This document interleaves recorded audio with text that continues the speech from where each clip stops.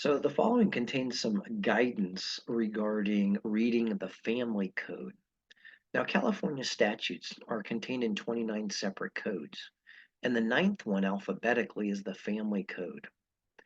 It contains, like the other 29 codes, general provisions, and so the following are some of the selected general provisions of the family code. Section 1 says that this code is known as the family code. Section 2 says that a provision of the family code that's substantially the same as a previously existing provision on the same subject matter is to be considered a restatement and a continuation rather than a new enactment. Section 3 says a provision of the family code, if it's the same in substance as a provision of a uniform act, then it's to be construed to effectuate the general purpose to make uniform the law in all those states which enact those provisions. Section 5 says that division, part, chapter, article, and section headings do not in any manner affect the scope, meaning, or intent of the family code. Section 6 says that unless the provision or context otherwise requires that the general provisions and the rules of construction contained in these general provisions govern the construction of the family code.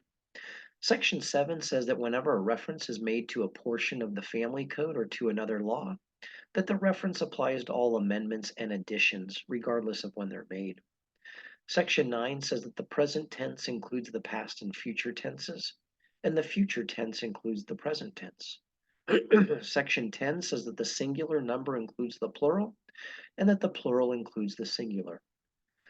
Section 11 says that a reference to husband and wife, spouses, or married persons, or any other comparable term includes persons who are lawfully married to each other and persons who were previously lawfully married to each other, as is appropriate under the circumstances of the particular case. Section 12 says that the term shall is mandatory and the term may is permissive. And also note that the terms shall not and may not are prohibitory. Section 13 says that a provision or clause of the family code is held invalid, that invalidity doesn't affect other provisions or applications of the family code.